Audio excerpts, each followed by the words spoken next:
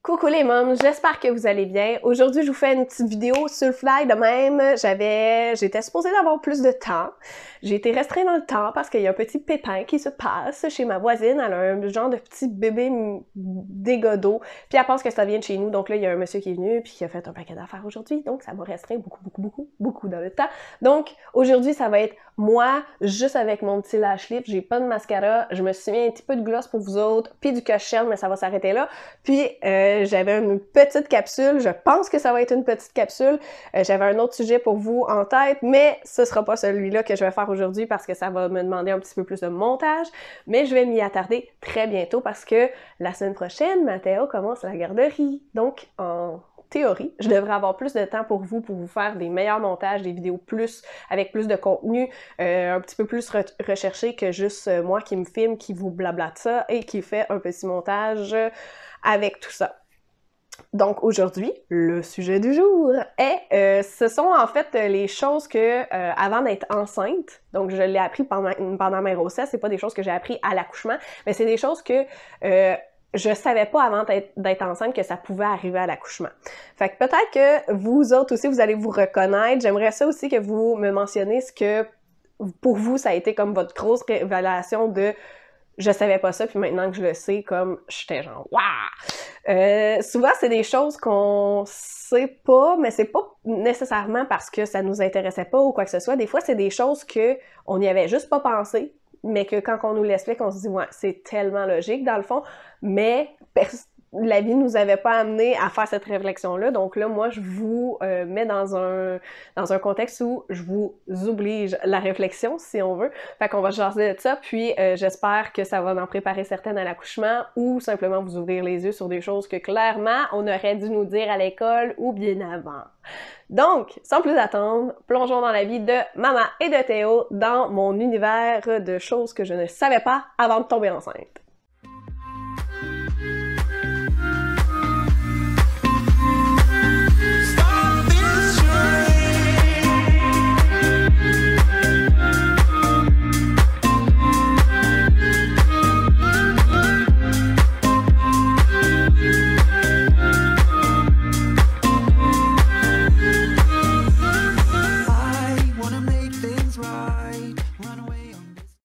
Je me plonge peut-être un peu dans l'eau chaude avec ce premier sujet-là, mais sachez que c'est vraiment pas dans le négatif que je vous dis ça. Quand je vous dis des mots comme bédaine, ventre ou quoi que ce soit, c'est rien de mal. Je sais que je veux juste pas que vous le preniez mal, OK? Mais moi, j'avais pas pensé à ça. Je l'ai su quand j'étais enceinte, puis je le savais.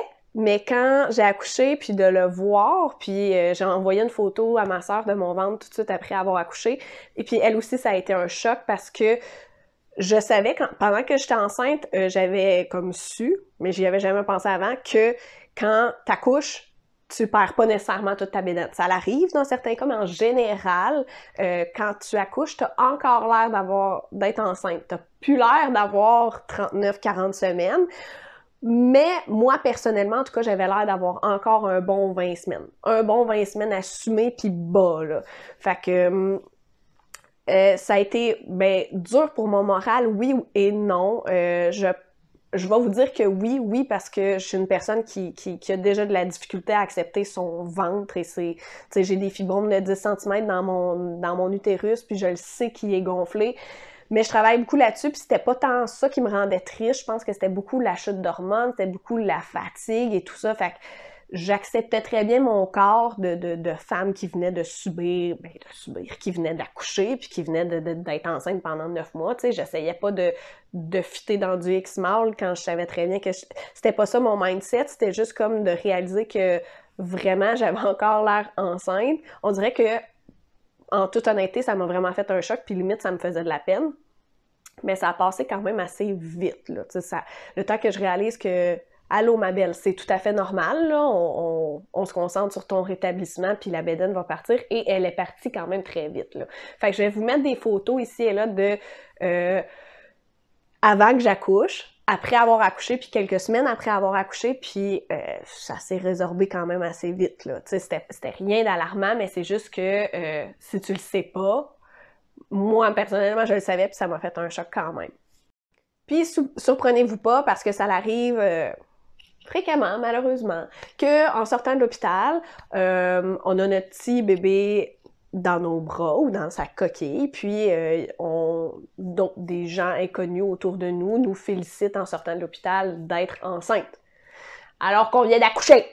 Ça existe. C'est que surprenez-vous pas et offensez-vous pas, et puis vous êtes belle et vous êtes magnifique et c'est tout à fait normal. C'est normal. Mais c'est des commentaires qu'on reçoit et moi je l'ai jamais reçu, mais comme je suis sur TikTok, j'ai déjà fait une vidéo sur le sujet et le nombre de commentaires que j'avais des mamans qui me disaient « Moi, je me suis fait dire ça, ça défilait et ça défilait. » Donc, moi. Chose que je ne savais pas, mais comme je vous dis, ça, c'est le genre de choses que j'avais juste pas pensé. Puis, je le dis parce que, en temps normal, je l'aurais pas dit parce que je me trouve un peu niaiseuse de pas y avoir pensé. Mais souvent, tu sais, j'en parle avec mes amis qui sont pas nécessairement, ils ont pas d'enfants. Puis, ils me disent « Oh mon Dieu! Ben oui, t'as bien raison, j'aurais jamais pensé à ça, mais tellement! » Tu sais, je fais le petit genre de quiz de... Quand je parlais de mes fibromes, puis je disais, tu sais, mes fibromes, ils m'accotent d'un côte, mais dans le fond, c'est mon utérus qui me fait mal. Mais j'avais beaucoup de mes amis qui me disaient, ton utérus dans tes côtes, genre, ton utérus, tu sais, il est au bas de ton ventre, là, il est pas dans tes côtes, j'étais là. Puis il faisait, ah, mais oui, le bébé, il sort pas de l'utérus pour continuer de grossir, tu sais, il grossit pas parmi mes organes, là, il est dans quelque chose. Fait que ça a été la deuxième prise de conscience par rapport au ventre puis à tout ça que j'ai compris pendant ma grossesse. C'est une niaiseux, oui, je vous en parle parce que je suis convaincue qu'il y a d'autres personnes ici qui vont dire « Ah, ben ouais, vois-tu, moi non plus, j'y avais pas passé. » Puis c'est quelque chose de tellement... Quand on y pense, c'est vraiment, vraiment très évident, mais... Parlons-en, hein, avec moi, il n'y a pas de tabou, on s'en parle, puis ça me dérange même pas d'avoir l'air de passer pour la niaiseuse de la gang, parce que je sais que ça va en aider certaines. Deuxième sujet, la perte des os. Gardez toujours en tête que moi, je vous parle de mon expérience personnelle, je veux pas parler pour tout le corps des femmes, de tout le monde, là, mais mon expérience personnelle. J'avais dans la tête que la perte des os, c'était comme dans les films que je regardais, et puis que le liquide amniotique sortait fouch, en chute, en petite chute. La maman, elle avait les pieds trempés, puis après ça, c'était terminado pépito. Non. Non. Moi, ma poche des os était fissurée, mais quand ils l'ont percée, dépendamment de comment toi tu bouges, comment bébé bouge, là, sa tête était vraiment comme dans le trou, là, elle est un petit peu plus déplacée, ça coule, et ça coule à continu, ça l'arrête, ça repart, ça l'arrête, ça repart, ça recoule, c'est une chute, c'est minime, bref. C'est vraiment super agréable. Mais c'est pour ça que souvent, quand je vous parle de mes trucs d'accouchement, quand j'ai fait mon vidéo là-dessus, quand je vous parle de préparer les valises d'hôpital, je vous parle de couches pour femmes. Parce que c'est bien cool, une grosse serviette sanitaire, ça peut peut-être faire l'affaire. Moi, c'est parce que j'avais énormément de liquide amniotique, même le médecin me l'a dit. Fait que moi, il me fallait des couches. J'ai pris des couches. Puis c'est merveilleux parce que c'est comme un élastique là, autour de votre taille, fait que ça tient comme une culotte. T'es super confortable, même si t'es dans une couche. Puis, ça fait sa job. Donc, tu peux perdre tes os sans être un peu, pas mal à l'aise. Pas mal à l'aise de la vue des autres, juste toi, de tout le temps mouillé et inconfortable, là. Et tu peux être dans tous les mouvements que tu veux. Tu peux faire du ballon, tu peux faire... ce que tu veux. Fais ce que tu veux avec ta couche, puis ça va pouvoir couler autant que ça a besoin de couler. Hein? Mon prochain point, c'est l'apparence du bébé à la naissance. Par contre, je tiens à faire une grosse parenthèse ici, parce que c'est quelque chose que j'ai appris dans mon cours prénatal, puis ils nous ont montré des photos, mais comme ça devait être des cas plus intenses, là, parce que je connais des cas, puis c'était pas de même, nécessairement. Fait que c'est quelque chose que j'ai appris et que je sais que ça existe parce qu'évidemment, ils nous l'ont appris dans des cours prénataux puis j'ai vu des photos, mais c'est pas quelque chose que j'ai nécessairement observé de moi-même, donc c'est pas quelque chose que je pense vraiment, mettons. On m'avait souvent dit, mais c'est sûr qu'elle, son bébé, il est beau, tu sais, elle a accouché par césarienne. Je comprenais pas trop pourquoi, mais dans le fond, c'est tout simple. C'est parce que le bébé, la tête du bébé n'a pas été écrasée par la voie vaginale, comme la maman a été ouverte puis le bébé est sorti directement.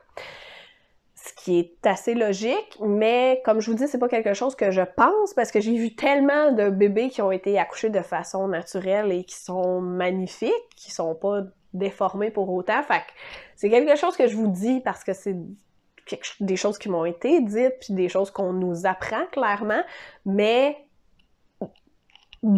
je sais pas. Genre, je suis un peu mal à l'aise même de vous le dire sur YouTube, mais je tenais à le dire. Mais c'est surtout, moi, ce qui m'avait surtout marqué, puis que clairement ça existe parce qu'on en a vu des photos de ça, c'était les bébés forceps et les bébés ventouses. Si vous avez écouté mon vidéo sur mon accouchement, mon récit d'accouchement, vous savez que moi, j'ai un bébé ventouse. Et c'est vraiment pas aussi pire que ça n'en a l'air, honnêtement. Moi, j'avais super peur des forceps, mais je sais pas, tu sais, il y a des choses que t'es à l'aise, puis des choses que t'es pas à l'aise, puis pour mon prochain aussi, les forceps, c'est un non, c'est non, non, non, non, non. Je sais pas pourquoi, j'ai comme un mauvais feeling par rapport à ça. Mais la ventouse, ça me dérangeait pas. La ventouse, évidemment, Mathéo, il y a eu comme un petit rond ici, là, au-dessus de la tête, mauve-bleu, qui a changé un peu de couleur, mais tu sais, quand je vous dis mauve-bleu, c'est une teinte, là, c'était pas comme surlevé ou quoi que ce soit. Ça part bien, là, tu sais. Mais c'est sûr que j'ai vu des photos pour les bébés forceps que c'était vraiment une tête complètement déformée parce qu'évidemment, la tête, quand elle sort de maman, elle est pas dure comme la mienne, là, elle est plus mollasse. Fait que c'est des choses qu'on nous apprend. Je n'ai pas vu. Je n'ai vu des bébés forceps, puis il n'y avait pas l'air de ça. Mais écoutez, si vous voulez aller faire vos recherches, je vous le recommande pas d'aller voir ça sur Internet parce que moi, ça m'a traumatisée. Mais sachez que c'est quelque chose que je ne savais pas et que j'ai appris en étant enceinte. Deuxième chose sur l'apparence du bébé, c'est comme l'espèce de petite couche qu'il y a par-dessus lui, qui l'hydrate, puis tout ça. C'est parce que, encore une fois, ce qu'on nous avait montré dans les cours prénataux, c'était comme legit, le bébé avait l'air de pleumer, là, puis d'avoir une grosse couche de blanc qui s'effrite, là. Fait que ça m'avait vraiment traumatisée, là, cette section-là, là, clairement, parce que je vous en parle encore. Mais oui, Mathéo, il y avait une petite couche pour l'hydrater, mais comme ça a même pas paru, là. Je regarde ses photos à la naissance, puis ça paraissait même pas, là. Puis il n'y a pas eu un bain directement après, il y a eu un bain le lendemain. Ça, d'ailleurs, il y a des mamans qui ne lavent pas du tout le bébé durant la première semaine pour garder toute l'hydratation. Moi, je voulais le laver. C'était mon choix, puis c'est tout. Mais moi, j'aime aussi tout faire sa petite routine. Dans sa routine, il y a beaucoup, tu sais, je le crème après son bain, puis tout ça. Mais bref, c'est la deuxième chose par rapport à l'apparence du bébé. Comme je vous dis, je suis un peu mal à l'aise d'en parler parce que je peux pas en témoigner. C'est pas des choses que j'ai vécues à part la ventouse. Puis comme je vous dis, c'était rien d'aussi extrême que ce qu'on m'a montré durant mes cours prénataux. Je vous le dis pour que vous informiez, mais mon nez est en train de boucher. Je vous le dis pour que vous informiez, mais moi, je pense qu'on m'a beaucoup alarmée pour quelque chose qui n'avait pas lieu d'être, mettons. Ce point-ci a un peu rapport au ventre, mais il faut que je vous explique la globalité là, de la peau. Puis ça, c'est un phénomène pendant que j'étais enceinte. Fait que c'est pas par rapport à l'accouchement, mais c'était pendant que j'étais enceinte, puis ça a évolué jusqu'à l'accouchement. Je m'explique. Pendant que j'étais enceinte, tout a augmenté, la production de cheveux, de poils, de peau, de tout. J'ai jamais eu de cornes, moi, sur les pieds, puis là, j'en avais. Mais tu sais, j'en avais au point que je suis allée chez l'esthéticienne parce que j'étais en train d'abîmer mes souliers, mes sandales, tu sais. Non. Fait que, un petit traitement, tout est réglé. Sachez que moi, quand je vous parle de traitement esthétique puis tout ça, c'est pas pour vous imposer un culte de la beauté ou quoi que ce soit. Moi, c'est parce que c'est de l'inconfort dans ma vie. Puis avec mon urticaire, dès que j'ai un inconfort par rapport à ma peau, comme c'est pour ça que je fais mes jambes, puis je vais chez l'esthéticienne parce qu'elle a de la pâte de sucre, puis ça me fait un exfoliant, nanana. Je fais attention à ma peau parce que ma peau est très réactive, puis moindrement que j'ai une repousse de poils, je peux pas me raser parce que ma repousse de poils est trop forte. Fait que là, si ça l'accroche dans mes jeans, sur mes jambes, j'ai envie de m'arracher les jambes. Fin de la parenthèse. Merci. Par rapport à ma peau, dans le fond, là, tout avait augmenté, mais il y a beaucoup de choses qui ont changé aussi. Je vais pas vous expliquer qu'est-ce qui faisait que ça faisait ça, mais ça faisait ça. Je m'explique. À la 2. Dans le fond, pendant la grossesse, j'utilisais de la crème pour les vergetures, pour limiter les vergetures. Ce que je ne savais pas par contre, c'est que peu importe la crème que j'utilise, c'est vraiment le mouvement de massage qui aide pour les vergetures et non pas la crème en tant que telle. C'est ce que mon médecin m'avait dit. J'étais rendue quasiment à mon 3e trimestre, j'étais un peu découragée parce que j'en avais essayé en Moses des crèmes. J'avais essayé beaucoup de crèmes parce que leur texture changeait sur moi. Moi, j'ai utilisé l'huile d'amande pendant un certain moment parce que c'est un produit que j'aime utiliser dans la vie. Mais j'ai dû arrêter parce que mon huile devenait collante. Là, j'utilisais une nouvelle crème. Oh non, l'odeur, elle virait complètement sur moi. Ou la texture, c'était surtout les textures, tu le sais, ça ressemble à quoi ta crème habituelle? Puis là, elle colle, ou là, elle est huileuse, ou quoi que ce soit. Là, tu te dis, non, non, non, non, non. Je sais pas pourquoi ça fait ça. Je le sais pas, mais ça m'est arrivé. Mais je vais quand même vous donner mes coups de cœur. Bon, l'huile d'amande, évidemment, je l'ai bien aimée, même si ça a fini par plus être le bon produit pour moi. Je la réutilise maintenant que tout est revenu à la normale ici. Puis, j'ai aimé aussi la crème de Attitude Belly. Elle coûte pas trop cher, elle a une bonne petite odeur, mais comme juste léger, c'est léger. Puis, la marque Attitude, j'aime quand même beaucoup. Puis, mon grand coup de cœur, c'est le beurre le beurre de karité naturel. Fait que il est pur. Ça, j'ai vraiment beaucoup aimé.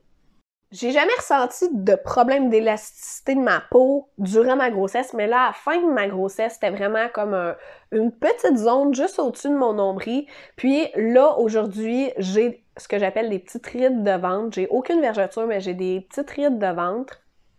Qui, soit dit en passant, je vais vous faire une vidéo complètement là-dessus parce que Clinique Isogon m'a proposé un traitement pour ça, puis je suis en train de tester si ça fonctionne. Est-ce que j'avais besoin de ce traitement-là? Honnêtement, non, parce que c'est vraiment léger, mon affaire, mais si ça peut en aider certaines, parce que je sais que ça peut être beaucoup plus prenant pour une que pour l'autre, je m'en viens bientôt avec cette vidéo-là. Revenons à nos moutons. Cette petite zone-là qui aujourd'hui a fait des petites rides de ventre, cette petite zone-là, j'avais l'impression que j'avais un énorme coup de soleil, puis que le soleil continuait à plomber dessus. On dirait que j'avais besoin de l'hydrater fois 1000, puis tout ça, puis c'était comme si c'était tout le temps chaud, puis comme un coup de soleil, là, pareil comme un coup de soleil. Je connais ça, moi, les coups de soleil. Est-ce que tu as vu mon teint? Tout ça pour dire que j'ai mis le beurre de karité là-dessus, puis ça a vraiment été le produit qui a le plus nourri ma peau et qui m'a le mieux fait, si on veut. J'ai vraiment aimé ça, j'en rachète encore aujourd'hui, puis avoir su, je l'aurais utilisé plus tôt dans ma grossesse. Fait que si ça peut en aider certaines, voilà, beurre de karité. Ce point-ci va sûrement intéresser celles qui ne veulent pas étirer, déchirer, etc. pendant l'accouchement. C'est le massage pelvien. Moi, mon médecin me l'a expliqué, j'étais à peu près à 34 semaines. Elle me disait que vraiment, c'est le vagin, et puis tu vas venir faire des points de pression pendant quelques secondes chaque pour venir mettre un peu de poids, puis flexer, mais c'est pas flexer, rendre la zone un peu plus flexible si on veut. Moi, j'ai essayé, puis on dirait que j'étais vraiment pas dedans parce que ce qu'elle m'avait aussi mentionné, c'est que ça va vraiment mieux avec ton conjoint. Moi, j'étais pas à l'aise de demander à Tristan, on dirait que, je sais pas, ça, non, j'avais envie que quand il est là, c'est pour de l'intimité et un rapport amoureux, mais ça, c'est bien personnel. Fait que je l'ai pas fait. Je l'ai pas fait du tout, le massage pelvien. Votre question est la suivante, est-ce que tu as déchiré? Non. J'ai étiré, par contre. Fait que j'ai eu 1, 2 ou 3 points de suture, mais c'était vraiment juste pour dire, juste pour que ça revienne beau, si on veut. Mais vas-tu me remettre la pression de refaire un massage pelvien pour le prochain? Non, parce que j'ai bien vu que ça a bien été quand même. Fait que si quelqu'un avait besoin d'entendre ça, je vous dis pas que c'est le cas. Je vous dis pas que ça sert à rien. Je vous dis pas que il nous dit n'importe quoi. Je vous dis juste que moi, à 34-36 semaines, quand je voyais bien que je n'étais pas à l'aise de faire le massage pelvien, j'aurais aimé ça que quelqu'un me dise « Mais moi, je l'ai pas fait, puis ça n'a rien changé. » Fait que je vous le dis, moi, je l'ai pas fait, puis ça n'a rien changé. Dernier petit point que je tenais à vous dire parce que c'est une expérience que j'aurais voulu faire, par contre, je ne peux pas en témoigner parce que ça ne se fait pas dans tous les hôpitaux. En fait, il y a très peu d'hôpitaux qui le font. À mon avis, c'est un projet qui devrait être dans tous les hôpitaux. C'est le don du sang dans le cordon.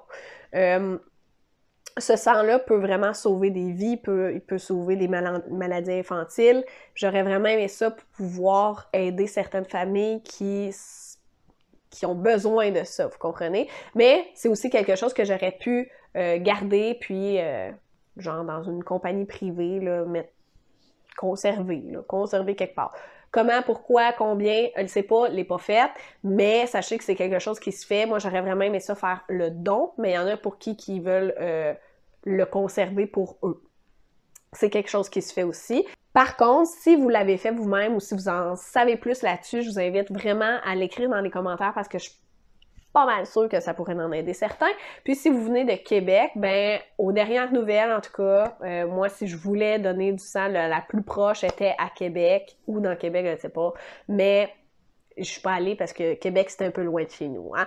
Fait que si vous avez des expériences là-dessus, j'aimerais vraiment ça que vous le commentiez parce que moi, je peux pas le faire, mais j'aimerais ça que d'autres puissent s'en inspirer. Une autre affaire! Je l'avais pas noté, mais ça vient de me popper. Quand on accouche, tu sais, je vous ai parlé dans mon récit de mon accouchement que la dernière poussée, c'était pas vraiment ma dernière poussée parce que c'était juste la tête qui était sortie finalement, mais j'avais pas compris. Fait que moi, j'avais donné tout ce que j'avais pour cette poussée-là, puis finalement, il fallait que je pousse encore. J'ai réussi parce qu'on trouve la force. Par contre, il faut aussi accoucher du placenta. Miam, miam, miam, miam. Je sais qu'il y en a qui vont le conserver, je sais qu'il y en a qui vont le cuisiner. Pas moi. Vous comprendrez que pas moi. Puis moi, ben mon médecin, je l'ai tellement trouvé drôle, elle était tellement cute parce qu'elle était tellement passionnée par ce qu'elle faisait, mais moi j'étais tellement « Oh, non, non, non, non, non, non, non ». Elle nous a montré comme toute la grosse poche dans laquelle Mathéo vivait, puis tu sais, elle était percée, la poche, évidemment. Elle a mis son gant dedans, puis elle la flacotait de même, donc vous comprenez que ça flacote par ici de même. Elle dit ça, c'était la petite maison de Mathéo, il a vécu pendant 9 mois dedans, C'est plein de sang, ça a l'air d'être un gros œuf molasse, un œuf molasse si on veut. Je m'excuse, mais moi je trouvais ça dégueulasse, puis Tristan est à côté de moi, puis mon seul stress c'était genre, ça va déchirer. C'est sûr, ça va déchirer puis ça va faire splash à terre. C'est très résistant. C'est très, très, très, très, très résistant. J'ai pas touché, mais j'ai bien vu que c'était bien résistant. Fait que peut-être que votre médecin va vous faire ça, vous aussi, vous montrer la petite maison dans laquelle votre bébé a vécu pendant si longtemps. Moi, ça m'a marqué, clairement. Je la trouvais tellement cute, mais ouf que c'était pas mon jam! Moi, je faisais partie des femmes qui ne savaient pas que des contractions, ça venait aussi avant, pendant et après. What? Ouais. Moi, j'étais convaincue qu'on avait juste des contractions pour accoucher, right? Mais non, j'ai eu des contractions utérines aussi avant d'accoucher, quelques semaines avant d'accoucher, je dirais peut-être 1 mois et demi avant d'accoucher. Et après. Mais après, je n'ai pas tant eu, là, je vais plus parler de façon générale qu'il y a beaucoup de femmes qui en ont. Je ne l'ai pas tant senti, fait que il était clairement moins douloureuse que pendant que j'étais enceinte, mais il y a beaucoup de femmes qui ont des contractions douloureuses, mais tu sais, qu'on sent après l'accouchement, puis c'est tout simplement que l'utérus se contracte pour revenir à sa taille normale. Évidemment, je ne pourrais pas faire cette vidéo sans te parler de le plus gros enjeu dans ma grossesse que je ne trouvais pas réponse à mes questions, et c'est la syphilis pubienne. Oui, madame! Ça, j'en ai parlé dans plusieurs de mes vidéos, tu vas sûrement me trouver fatigante avec ça, mais si c'est la première fois que tu écoutes mes vidéos et que tu te demandes pourquoi que t'as mal, comme si t'avais une bobette qui te fait mal, c'est la syphilis pubienne. Fait que je t'invite à aller voir sur les internets qu'est-ce que c'est concrètement, parce que moi, je suis pas médecin, je ne te donne pas de diagnostic, mais personnellement, quand j'avais bien mal, comme je peux pas dire que c'est la région pubienne tant que ça, parce que c'est vraiment, je pourrais pas l'expliquer, mais on va dire que oui. Donc, ta région pubienne te fait mal. Moi, je dors avec un oreiller entre les jambes. Ce que je ne savais pas non plus, c'est qu'après l'accouchement, mon garçon a 1 an, et je dors encore souvent avec mon oreiller entre les jambes. Que veux-tu? Il y a même des choses qui se passent à l'accouchement puis pendant ta grossesse, fait que, on vit avec. Je suis persuadée que j'en oublie énormément parce que j'en ai appris tellement durant ma grossesse, mais on dirait que ça a été comme ce qui m'a marqué, puis ce que j'avais écrit. Voilà, mais si vous avez des points que vous aimeriez partager avec les autres mamans, si vous avez des points que vous aimeriez que j'en traite dans une vidéo, donc une partie 2, ça va me faire plaisir de le faire. Vous avez juste à l'écrire ici dans les commentaires. Sinon, comme je vous dis, c'est des petites capsules que je vous fais, mais bientôt, je vais avoir plus de temps pour faire des montages et donc les vidéos qui viennent avec, parce que j'ai quand même des plus gros concepts qui me demandent un petit peu plus de temps pour le montage, un petit peu plus d'être appliqué, de vous montrer des trucs. Par exemple, il y a beaucoup de mamans qui veulent savoir c'est quoi les choses que j'ai regretté d'avoir acheté versus mes bons coups, etc. C'est tout dans mon pipeline de contenu à vous produire. Il y a aussi ce que vous attendez depuis longtemps, mon récit d'accouchement, mais vécu par Tristan, donc Tristan va faire la vidéo. Ça s'en vient. C'est toutes des choses qui s'en viennent, c'est juste parce que présentement, on se concentre vraiment sur notre petite famille. Bientôt, la garderie de Matteo, qui s'en vient très, très, très bientôt même. Mon travail, parce que j'ai fini mon congé de maternité, mais je ne vous oublie pas, je ne vous laisse pas de côté, c'est juste que mes gros projets s'en viennent. Sachez que ça s'en vient. Mais j'espère que vous avez quand même aimé cette petite vidéo-ci. N'hésitez pas à interagir avec la vidéo parce que je veux vraiment votre input là-dessus. Mais sinon, merci encore d'avoir été avec moi cette semaine et on se dit à la semaine prochaine!